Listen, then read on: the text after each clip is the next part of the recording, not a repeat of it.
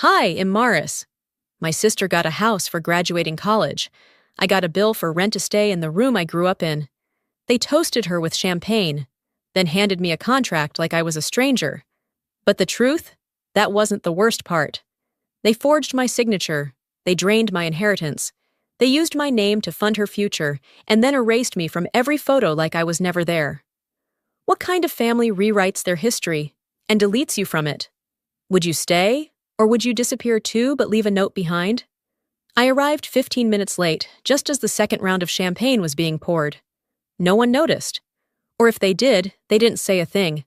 My shoes were still damp from the nursing home shift, and my hair smelled faintly of cafeteria grease left over from the lunch rush at the bookstore cafe. I barely had time to change into the only dress I owned that didn't have a stain near the waistline. The dining room had been transformed. Silver-rimmed plates, crystal glasses, folded linen napkins, not the usual Hawthorne family dinner. This was for Callista, after all. Her big graduation moment. The prodigal daughter turned public relations star with a LinkedIn bio and a firm handshake that impressed every neighbor from here to Louisville. "Callie, you earned it," my father said, lifting his glass. "You stayed focused, worked hard. You didn't let anyone distract you." Everyone laughed at that, except me.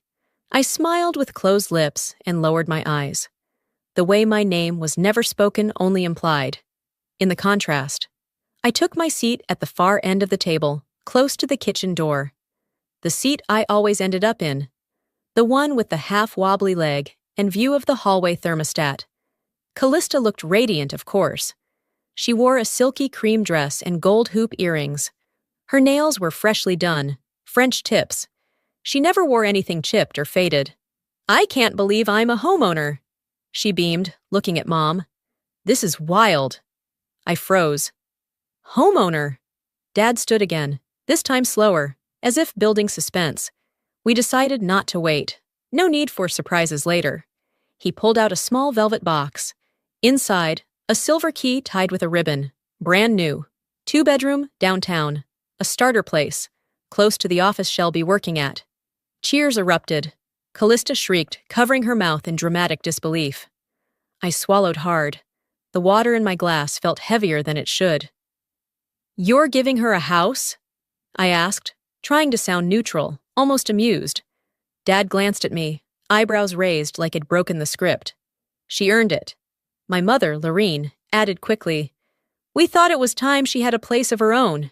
You know how competitive the market is." I nodded slowly, unsure if my face betrayed me.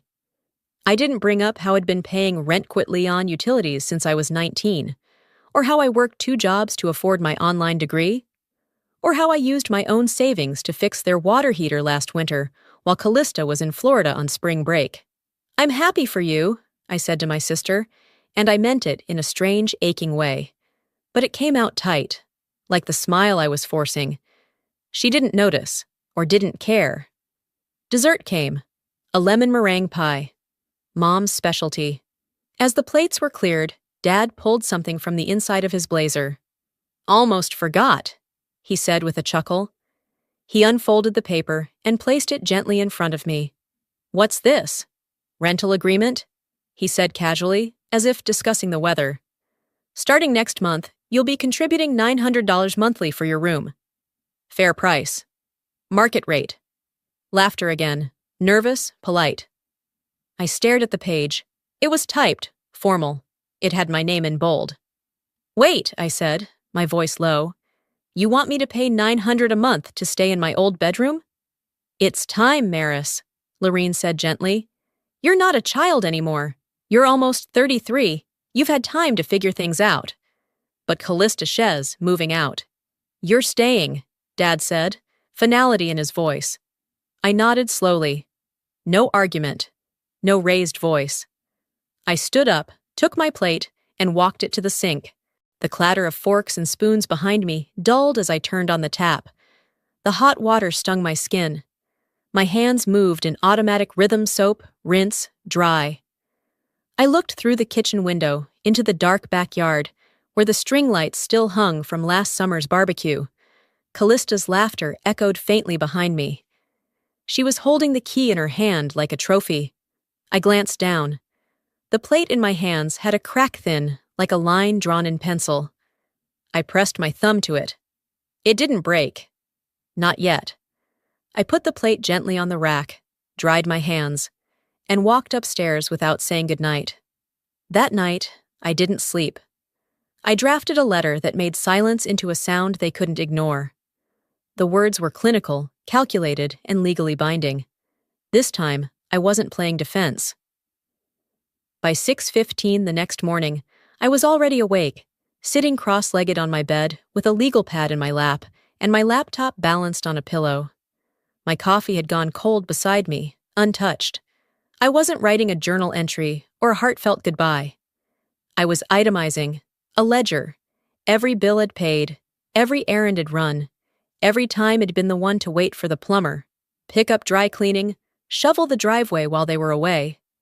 I had dates, receipts, even Venmo screenshots. You want me to grow up? I muttered under my breath. Fine. Let's start with numbers. The letter wasn't a confession. It was a correction. Mid-morning, I took a break to check social media.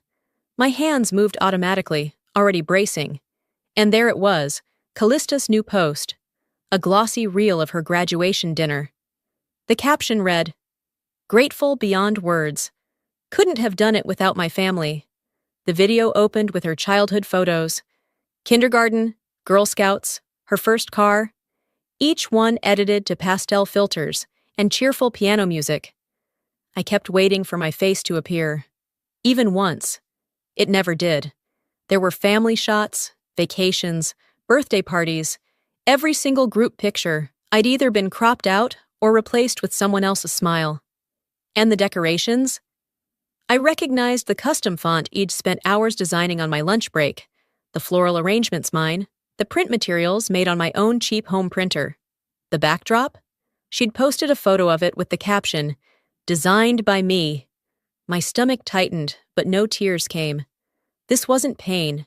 It was documentation. Around 2 p.m., I heard the house stirring again. Callista's voice floated through the hallway laughing, giving directions. They were getting ready for the blessing party at her new house. My mother tapped lightly on my door. "Don't forget, sweetie. We're heading to Callie's around 4. Just a little thing, neighbors, some folks from the office." "I'll be ready," I said without looking up. I didn't have to go. No one said I had to. But I went anyway. I wore black. Not as a statement, just because it was clean. At the house, Callista floated around like a debutante. Her new place was pristine, staged like a catalog photo. I recognized half the decor. I'd been the one to drive her to IKEA, the one who assembled the coffee table when she didn't have time. She thanked me, publicly, once. "Maurice helped me with a few of the boring parts," she said, waving her wine glass with a casual smirk. People clapped. Someone asked for my Instagram handle. I gave them a fake one. I took photos of guests like a background character. I smiled at the right times. I complimented the food. I posed for a group shot, knowing I'd be the first one cropped out. But inside, something was shifting. I wasn't hurt. Not anymore. I was done auditioning for the role of acceptable daughter. By the time I got home, the sky had turned violet. I changed into sweatpants, wiped off the leftover makeup, and sat at my desk again. I opened the letter. The real one. Not the social script. Not the version where I smile and nod. I began a new paragraph. "You said I needed to contribute. Here is what I already have. Line by line. I listed utilities, repairs, grocery runs, gas receipts from driving my parents to doctor's appointments when they didn't want to call Uber. There were no flourishes, no poetic framing, just years of unpaid labor, typed in black and white. I scrolled back to the top. The title wasn't Goodbye. It was Record of Living Costs Rendered Invisible. I didn't raise my voice. I raised my record of truth. It wasn't a goodbye letter. It was a forensic report of everything they failed to see. I woke up before the sun, the room still gray and quiet. My body wanted to stay under the weight of the blanket, but my mind was already counting. Not sheep. Transactions. Hours worked, meals cooked, holidays missed. I slipped on a hoodie and pulled out the old spiral-bound notebook I kept tucked in the back of my closet. Inside were lists, scribbled calculations, reminders, nothing anyone would look twice at. But I knew what it was. I called it my unpaid invoices, groceries, utilities, Callista's birthday banner, $18.79. Dad's prescription pickup 3 times in January, gutter cleaning. Line after line, I transferred the notes to a spreadsheet on my laptop, assigning columns, date, task, cost, who benefited. I titled it, My Contributions. No emotional phrasing, no drama, just data. They wanted adulthood? I'd give them documentation. Later that morning, I made eggs for myself, standing at the stove while the rest of the house stirred awake. The sound of Callista's heels clicking down the hallway was almost theatrical. She was headed to brunch again. "You working today?" she asked as she passed me in the kitchen, sunglasses already on inside the house. "No. Catching up on a few things." She nodded, sipped her almond milk latte from a to-go cup, and left like I was background noise. After the front door closed, I sat back down at the table and stared at the open spreadsheet. My eyes blurred from the screen. I needed a break, something to shake the static feeling off. And just like that, an old memory broke through. I was 16, sitting on the living room floor with pamphlets from a summer college prep program spread around me. I remember Dad's voice, casual but definitive. "You're not really the academic type, sweetheart." Mom didn't look up from folding towels. "You're more hands-on," she said, "like me." I believed them. I didn't go. Callista did the following year. They helped her pay for the application, the travel, the clothes. That memory stung less than I expected. Maybe because now, at 33, I could finally name what it was. Not lack of belief in me, just lack of interest. The doorbell rang just past noon. I recognized the voice at the door, Mrs. Aldridge from next door. She was dropping off some flyers for the neighborhood association. I stayed out of sight, sipping tea in the corner of the kitchen while Dad chatted with her. "She still living with you?" she asked, motioning toward my shoes by the door. He chuckled. "She rents the back room now, helps out around the house." I froze. That's what I was now? A tenant? A helper? He didn't correct her. Didn't say daughter. Just let it hang in the air like it was always true. I stood up slowly, poured lemonade into 2 glasses, and walked out to greet them with a smile so polite it nearly cracked my face. "That's so kind of you, Mrs. Aldridge.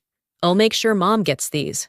She nodded, looked slightly startled by my presence, and waved goodbye.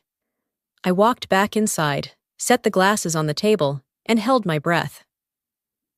That evening, I found Mom folding laundry in her room. The same room I used to sneak into as a kid when I had nightmares. The same hands now folding napkins had once buttoned my coat before school. I sat on the edge of the bed. She didn't look up. Why didn't I deserve a home, too? She kept folding for a second longer, then set the towel down. "Because she needed the help," she said softly. "And you always figured things out yourself." That was it. That was her explanation. I didn't argue, didn't cry. I just stood up and walked out. The kind of silence that isn't confused or wounded anymore. Just done. By 10 p.m., I had a new email account. I bookmarked 3 listings for studio apartments near Louisville. Not perfect, but livable. Small kitchens, clean floors, decent lighting, and no shared family dinner tables. I lay in bed staring at the ceiling, arms crossed over my chest like I was bracing for a wave that already passed. They thought they were raising someone soft, but they were raising someone observant. I stopped waiting for a sign. I became the signature.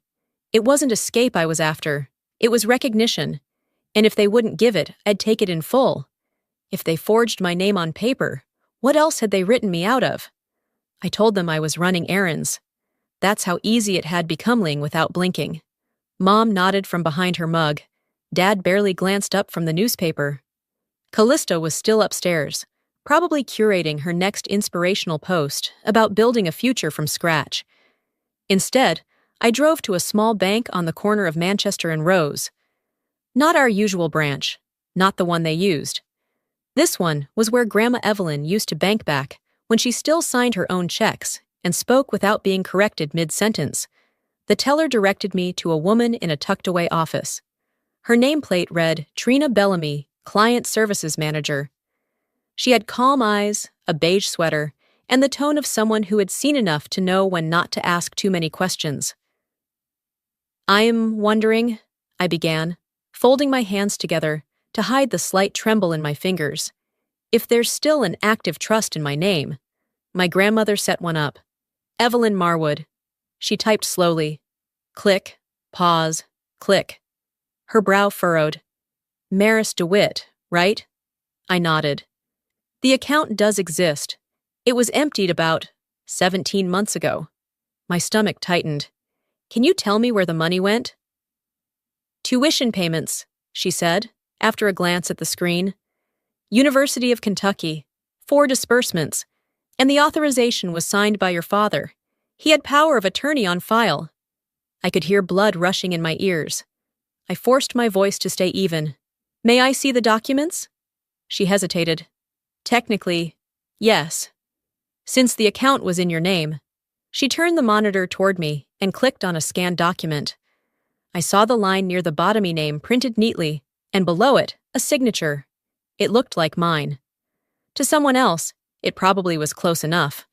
But I knew better. The loops in the M were too round. The pressure was uneven. And the D had a flourish I'd never used. Callista. She used to mimic my signature for fun.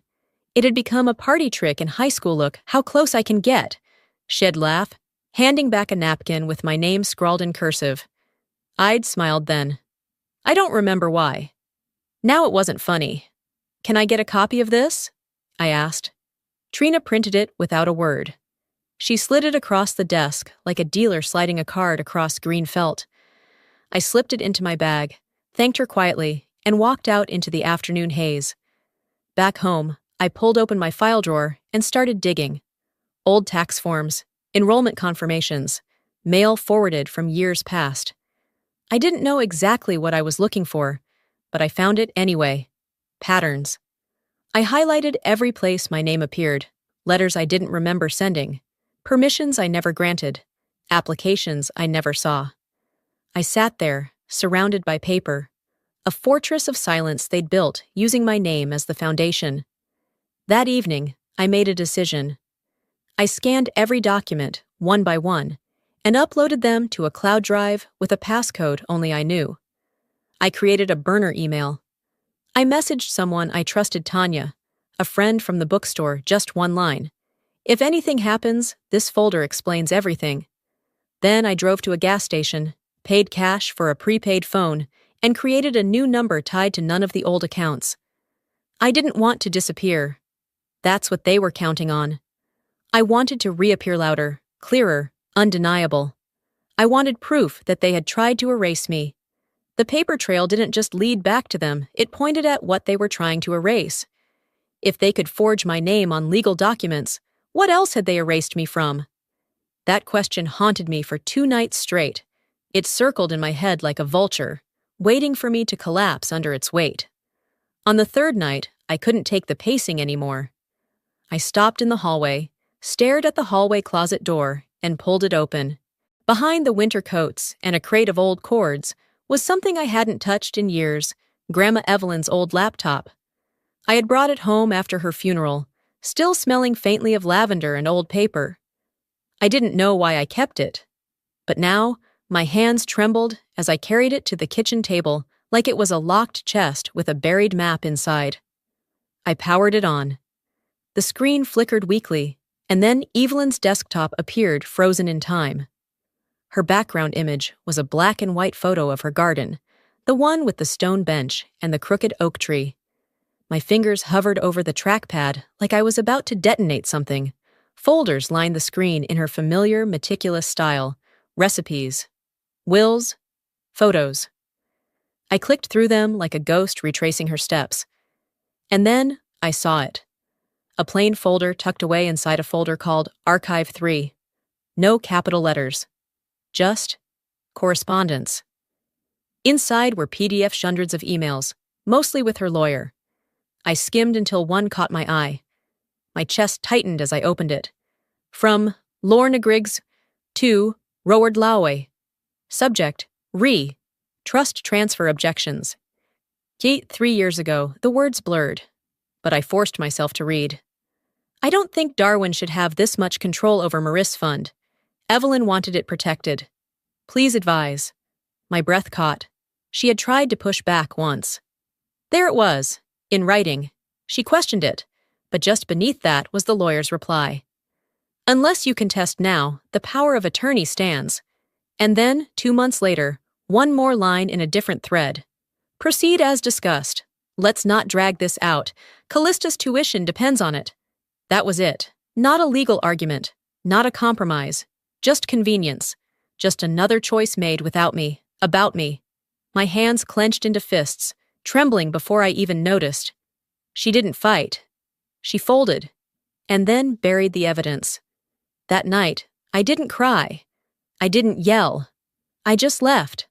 I took a walk around the block, passing the familiar touchstones of my neighborhood, the Aldridge house with the roses that bloomed too early each year, the faded Help Wanted sign still crooked in the window of the diner, the one where Grandma used to take me for cherry pie. Everything looked the same, but inside me, something had permanently shifted.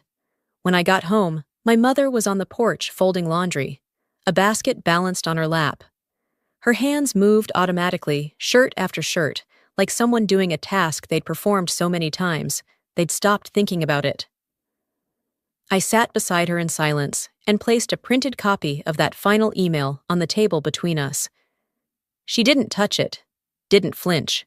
Her eyes stayed on the towel she was folding. Why didn't you stop him? I asked. She didn't answer right away. When she did, her voice was low, almost weary. He said if I pushed it, he'd stop paying for Callista's education too. She didn't say she was sorry. She didn't defend it either. She just admitted it like a simple fact. And in her tone, I heard something colder than guilt. I heard acceptance, like she had made her choice and lived with it. I didn't nod. I didn't argue.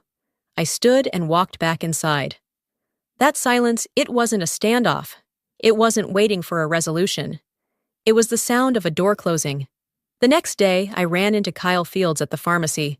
High school acquaintance. Quarterback back then. Nose still a little crooked from senior year. Hey, Maris? He said, surprised. Wow. I thought you moved away. Nope, I replied. Still around. I guess I heard wrong. Didn't your mom say you dropped out or something? That you were working on your GED? I blinked. No, I graduated last year. Bachelor's in behavioral health. Online, but fully accredited. His face flushed. Oh, must have been a mix-up. It wasn't. It was a narrative they crafted when I didn't fit the picture they wanted to show. That night, I didn't cry. I didn't rewrite the letter. I rebuilt it. It wasn't a list of what they'd done to me anymore. It was a record of what I had done despite them. I added a scan of my diploma. The day I enrolled. The day I graduated. My tax forms that proved I worked every semester. Screenshots of professors' congratulatory emails. Comments on my final thesis. Awards. Certifications. Then I changed the document's title. Not my contributions. Not anymore. Now it read, What you chose not to see. I wasn't chasing an apology. I was reclaiming clarity. I was reclaiming my name, not the one they erased from documents, but the one they buried with silence, with rumors, with strategic omissions. I had mourned what they took. Now I was archiving what I built, and this time I wasn't waiting to be acknowledged. I wasn't asking to be seen anymore. I was preparing to be undeniable. The next morning, I sat on the edge of my bed, scrolling through my online banking history like I'd done 1,000 times, but this time, not just out of habit. I wasn't budgeting, I was hunting. Something didn't sit right about how fast Callista had gotten that house. It wasn't just the key in her hand, it was how no one asked questions, no loans mentioned, no down payment stress, just gifted. I pulled up the PDF of my grandmother's trust, what was left of it, and matched it with the mortgage papers I'd photographed during the housewarming. One of the closing documents had been left on the kitchen counter. Sloppy. It took 15 minutes before the match lit up in front of me. The monthly withdrawals matched the exact payment amount for Callista's mortgage, every single month, from an account bearing my name originally funded by Evelyn Marwood. I froze. Not from confusion, from recognition. They hadn't just misused the trust. They'd redirected it entirely. I printed the last 12 months of statements and circled the matching figures with a red pen. Then I pulled out a blank envelope, slid the papers inside, and wrote Mom in my neatest cursive. I found her in the laundry room, folding hand towels. Still folding. Always folding. I handed her the envelope. She opened it slowly, and when she saw the first circled figure, she flinched like I'd slapped her. "This isn't a misunderstanding," I said. "It's theft." She looked at me like I'd said something indecent. "Maris, please don't blow this out of proportion. You don't understand the agreements we had." I cut her off. "No, I understand perfectly. And I'm not protecting this family's silence anymore." Her eyes widened. I saw something in them I hadn't seen in a long time. Not fear, disbelief. Like she truly thought I would never say that out loud. She reached for my hand. "Just keep it in the family. We've always handled things our way." I pulled back. "I'm not in the family, remember?" I rent the back room. That night, I stayed up past midnight drafting an email. I didn't address it to anyone in particular. I just wrote, "When success is stolen, who claps at the ceremony?" I attached redacted versions of the documents, removing names, keeping figures, screenshots of matching withdrawals, Callista's public home listing. Then I sent it anonymously to a local community blog run by Pastor Ray's daughter, who loved investigative stories and had an Instagram following just big enough to make people nervous. The post went live the next morning. It didn't name names, but it didn't need to. The numbers spoke, and our zip code wasn't that big. By evening, I was back at the dinner table. Dad served roast beef. Callista poured herself wine. Mom was too quiet. No one mentioned the post, but Callista glanced at me longer than usual. She didn't smile, didn't smirk. She just stared, trying to read me. Dad barely touched his food. His fork moved around like he was rearranging thoughts he couldn't control. Mom kept her hands in her lap, avoiding eye contact altogether. I chewed slowly, wiped my mouth, and said nothing. Because for the first time since all this started, their silence didn't scare me. It confirmed I'd finally become the loudest person in the room. Silence didn't protect them anymore. It only made their shame louder. And when they saw I wouldn't flinch, they stopped pretending. That's when the war began. They expected me to flinch, to apologize, to shrink back into silence like I always had. But this time, I didn't. And that was all it took. The mask slipped. The message came through on a quiet Thursday afternoon. No subject line, just a name I hadn't seen in years. Heather Millis. We'd gone to high school together. She was always more Callista's friend than mine. But there was a time we were close enough to share earbuds, order fries in threes, and swap charger cords in the backseat of Mom's car like it meant something. Her message was short. "Thought you should see this." Attached was a screenshot. A conversation between my father and Callista, dated 2 weeks before the house blessing. My hand went cold before I even finished reading it. "She's always been difficult. You're the one who deserves everything. Don't feel guilty." I didn't cry. I didn't throw my phone or clench my jaw. It didn't sting not in the way betrayal is supposed to hurt. It was clean, cold, like seeing your name on a list of people who didn't make it. Because this wasn't news. It was confirmation. Not of what I feared, but of what I already knew, and just hadn't allowed myself to say out loud. I hadn't been overlooked. I'd been selected to be erased. That night, I poured a glass of water and sat at my desk. I didn't pace. I didn't scream. I opened my laptop, clicked into Callista's business page. There it was, the party video. The one her PR firm helped edit to perfection. I watched it once, then again, frame by frame. I was there. I knew I was. But in every group shot, the camera had shifted just enough. In some photos, I was cropped out completely. In others, my hand or shoulder was barely visible before the scene cut away.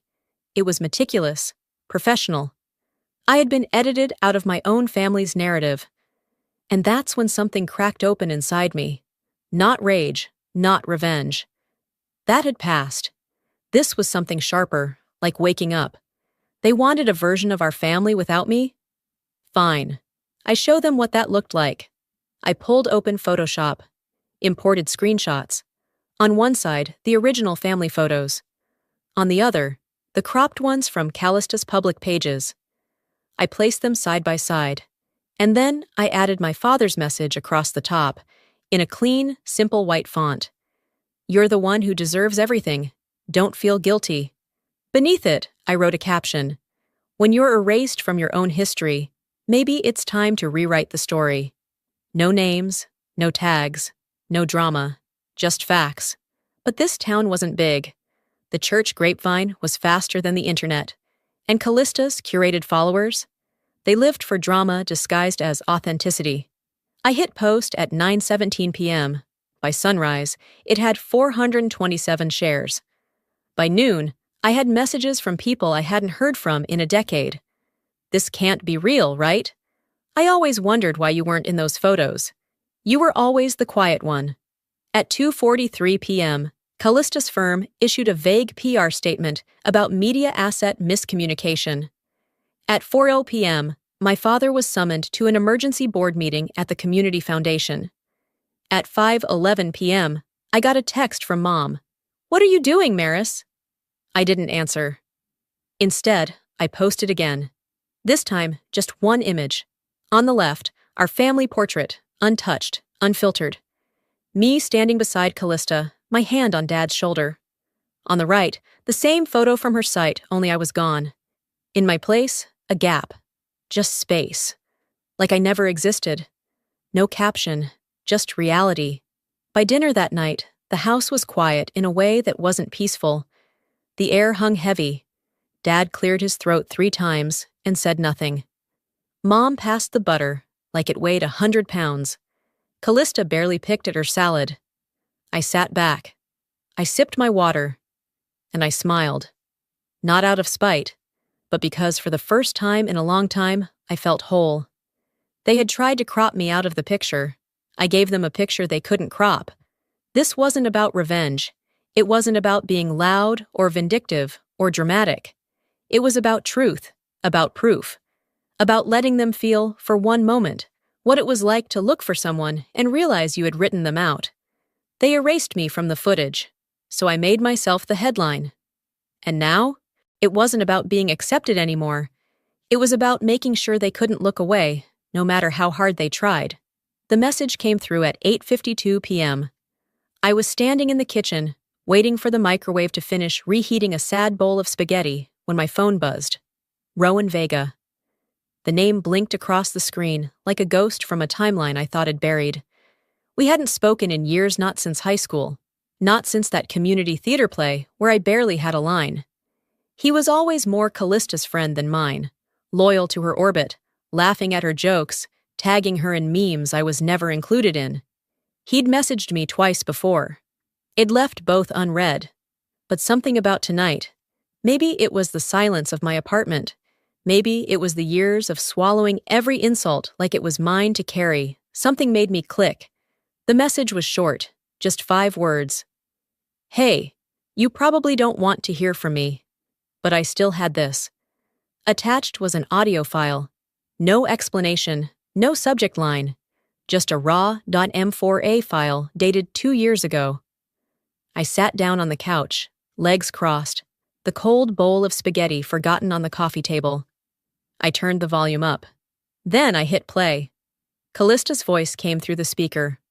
Unmistakable, slurred, soaked in alcohol but clear. Too clear. Dad said it's fine. It was just her tuition. She wouldn't have used it right anyway. I deserved it more. And then she laughed. Not loud, not evil, just small. Hesitant. Like even she wasn't sure if what she said was funny or forgivable. My hands shook. But I pressed play again. Then again. By the 3rd time, My spine started to rise, like it remembered how to hold itself upright. My body, which had spent years folding in, hiding, second-guessing, was suddenly still. Sharp. Aware. I didn't cry. I didn't scream. I documented. I paired the audio with what I'd kept over the years, screenshots of family photos, where I'd been cropped out, certificates where my name had been removed, emails about the trust fund I supposedly never touched, documents with signatures I didn't remember giving. Then I wrote a single line on my social feed, erased on paper, rewritten in silence. Until now. No names, no edits, just the truth. And I posted it.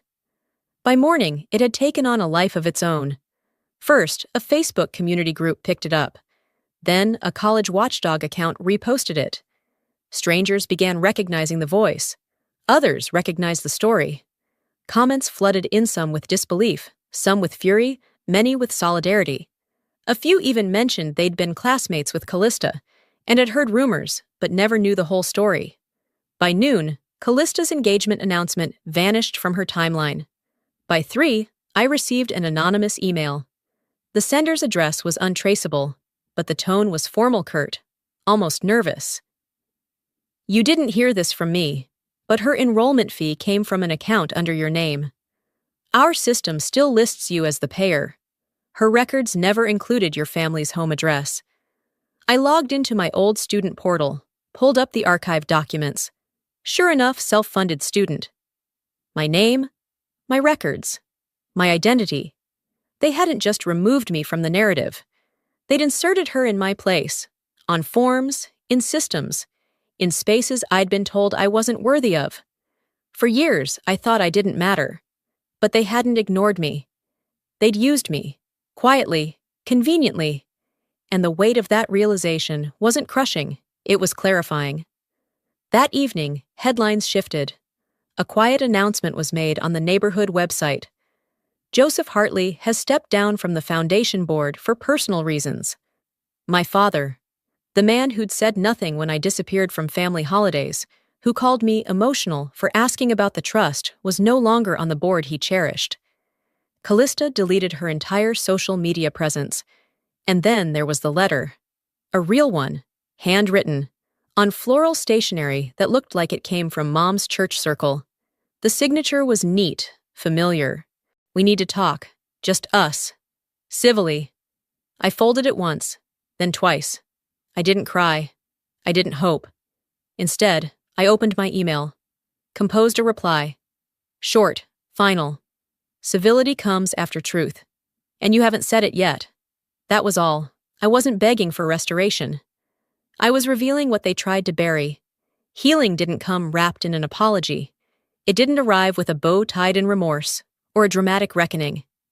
No. Healing began the moment I stopped asking for their approval and started telling the truth. That morning was cold. The wind had teeth, tugging at the hem of my coat as I walked the familiar path toward the cemetery. The sky was dry, but the earth felt wet beneath my boots, like it had been weeping in secret, too proud to show it. I felt that quiet grief, the kind that doesn't announce itself, but lives in the bones. I reached Evelyn's grave and knelt down. The stone had collected a layer of fallen leaves, and I brushed them away gently, my fingers grazing the carved letters of her name. I pulled a yellowed envelope from my bag. I had found it tucked in the bottom of an old cedar box in her attic, hidden, sealed, and worn thin by time. I opened it carefully, the paper soft at the edges. The ink had faded, but the words had not lost their weight. I read aloud in a voice just above a whisper, like I was speaking to the roots beneath me. They will call you ungrateful. Let them. You are whole. I stopped. Let the words settle in the air. Around me, the wind stilled as if listening. They will say you've turned your back on family. But what they mean is, you stopped playing a part that was never written for you. A breath caught in my throat, but it wasn't sadness. It was release. The kind of truth that doesn't hurt, only frees. Back at home that afternoon, I found a message in my inbox. It was from Jonas Elroy, Callista's ex. We hadn't spoken in years, And even when we had, it was brief. He never quite fit in with our family's polished performances, so they cast him aside too. "Hey," the message began. "I know it's probably strange hearing from me, but I figured you deserved this." Attached were a series of screenshots, old messages from Callista things she'd sent him late at night, I assumed, when she thought no one would ever see. Grandma always loved her more. That's why I had to be perfect. She didn't even try, and Evelyn still chose her. I had to earn everything, even love. I stared at the screen, not with surprise, but with clarity.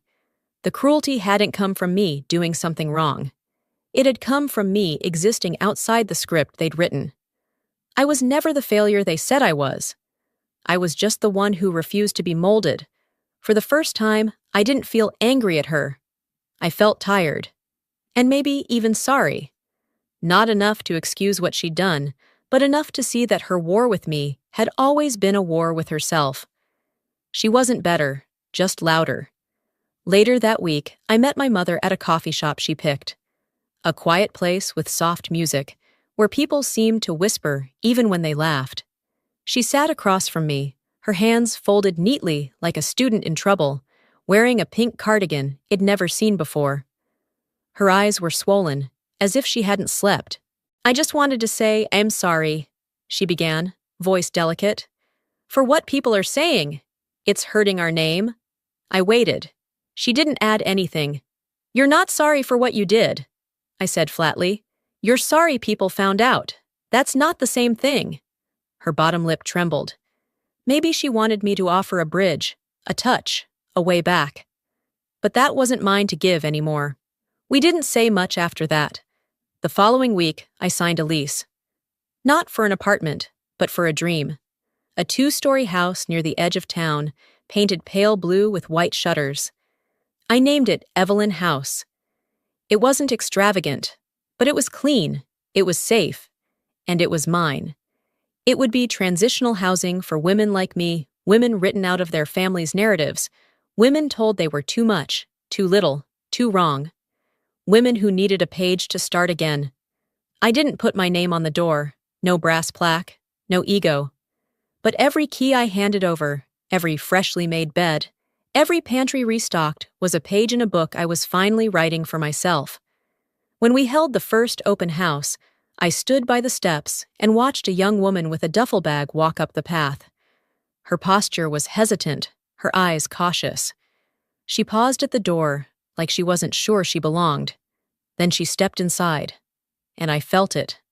Not regret. Not even triumph. Just the ache that comes with choosing real peace over performance. Over pretending, over pleasing. I no longer needed them to say I had been right. I just needed to stop pretending they ever were. And I had. Sometimes survival isn't about being the loudest voice in the room. It's about knowing when to walk away and when to stand still long enough for the truth to echo louder than denial ever could. If there's one thing I hope you take from my story, it's this. Just because someone shares your blood doesn't mean they deserve your silence. You are allowed to protect your peace, your name, your future, even if it means becoming the villain in someone else's version of the story. Family isn't built by guilt. It's built by accountability. And healing doesn't always look like reunion. It can look like choosing to move forward without carrying the weight of being misunderstood. Now, I'd love to hear from you. Have you ever had to choose between your truth and your role in the family? What did it cost you? Or maybe you're still carrying something no one else sees. If so, this space is yours too. If this video resonated with you, leave a comment with one or tell me where you're watching from. If it didn't, let me know why it matters. And if you want more stories like this one, full of hard truths and quiet courage, don't forget to subscribe so you don't miss what's next. Thank you for listening. Thank you for seeing.